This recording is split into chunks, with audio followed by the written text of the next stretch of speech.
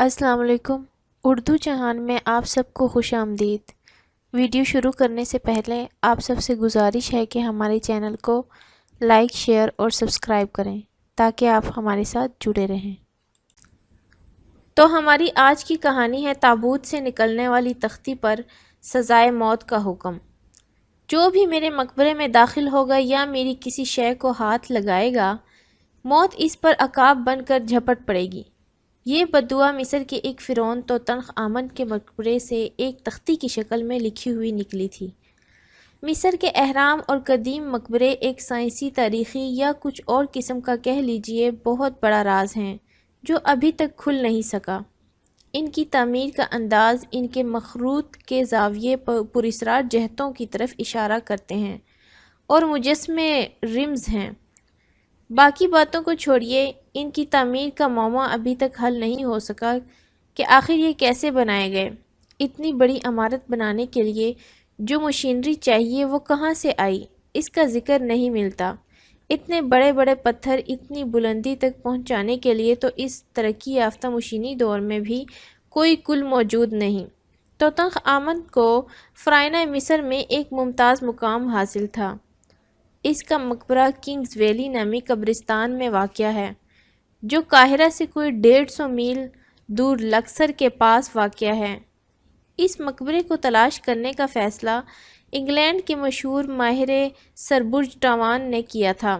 یہ مقبرہ پراسرار طور پر اب تک دریافت نہیں ہو سکا تھا، اور کہا جاتا ہے کہ اس گمشدگی کا تعلق اس تختی سے تھا جس میں اندر داخل ہونے والوں کو سزائے موت کا حکم سنایا گیا تھا۔ سر برج ٹاوان کو مختلف کتابیں پڑھ کر یہ اندازہ تھا کہ یہ مقبرہ کنگز ویلی ہی میں واقع ہے۔ اس مہم کے لیے انہیں بڑی رقم کی ضرورت تھی، جو انہیں ان کے دوست لارڈ ہاس کارپوان نے فراہم کر دی۔ وہ خود بھی آثار قدیمہ اور نوادرات کے بہت شوقین تھے، اس لیے وہ بھی اس مہم میں شامل ہو گئے۔ مہم کا تیسرا رکن ان کا دوست کیپٹن رچرڈ بودل تھا۔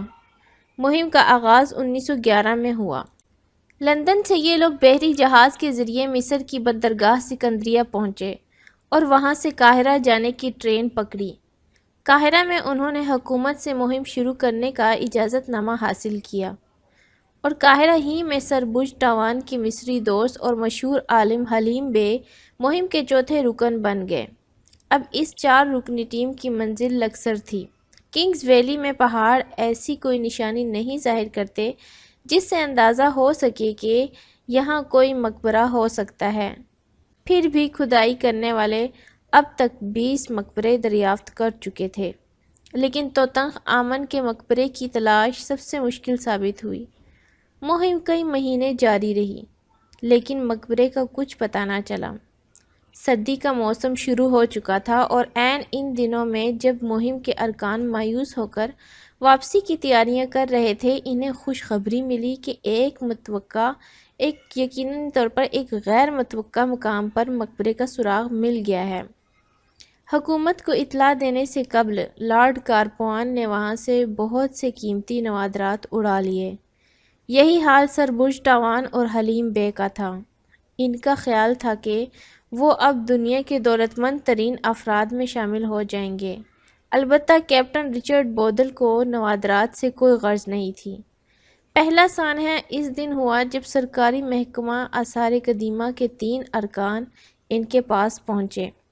اس روز ٹیم کے 3 عرب مزدور غائب ہو گئے۔ تابوت کھول کر توتنخ آمن کی ممی، اس کا خزانہ اور نوادرات نکالے گئے، جن کے ساتھ ہی ایک تختی بھی تھی۔ یہ سب کچھ قاہرہ روانہ کر دیا گیا۔ عرب مزدور کے بارے میں پتہ چلا کہ وہ ہیضے سے مر گئے۔ اس کے فوراً بعد سر برج ٹاوان کو دل کا شدید دورہ پڑا۔ وہ دل کے مریض نہیں تھے، لیکن ان پر اتنا سخت دورہ پڑا کہ وہ طبی امداد پہنچنے سے قبل ہی چل بسے۔ ان کی موت کے بعد تختی کی عبارت پڑھنے میں کامیابی مل گئی۔ یہ وہی موت کی دھمکی والی عبارت تھی۔ اگلا شکار آثار قدیمہ کے وہ کارکن تھے جنہوں نے ممی اور خزانے کو قاہرہ کے عجائب گھر پہنچایا تھا۔ ایک کے بعد ایک حادثہ ہوتا گیا، اور وہ تمام کارکن ہلاک ہو گئے۔ اس کے بعد مصری عالم حلیم بے کی باری تھی۔ اسے بھی ایک ٹریفک حادثے نے نگل لیا۔ لارڈ کارپوان اتنے خوفزدہ ہوئے کہ تمام نوادرات حتیٰ کہ اپنا وزنی سامان بھی مصر چھوڑ کر کیپٹن بودل کے ہمراہ پہلے دستیاب جہاز میں سوار ہو کر لندن کو بھاگ نکلے۔ دوران سفر دونوں جہاز کے عرصے پر کھڑے تھے اور جنگلے کے ساتھ لگ کر سمندر کی موجوں کا نظارہ کر رہے تھے کہ اچانک کیپٹن بے ہوش ہوا۔ اس سے قبل کہ لارڈ کارپوان اسے پکڑنے کی کوشش کرتے وہ سمندر میں جا گرا اور دیکھتے ہی دیکھتے لہروں نے اسے نگل لیا۔ لارڈ کارپوان بے حد خوفزدہ ہو گئے۔ انہیں یقین ہو گیا کہ وہ انگلستان نہیں پہنچ سکتے۔ ان کا یقین سچ ثابت ہوا اور وہ جہاز کے انگلستان پہنچنے سے قبل ہی موت سے ہمکنار ہو گئے۔ حادثات کا یہ سلسلہ بعد میں بھی جاری رہا اور وہ تمام لوگ باری باری موت کا شکار ہو گئے جو مقبرے کی کھدائی اور نوادرات کو نکالنے اور انہیں قاہرہ تک پہنچانے کے کام میں شریک رہے تھے۔ حیرت کی بات ہے کہ اتنی کارگر بددعا کے باوجود یہ نوادرات اور خزانہ آج بھی قاہرہ کے عجائب خانے کا حصہ ہیں۔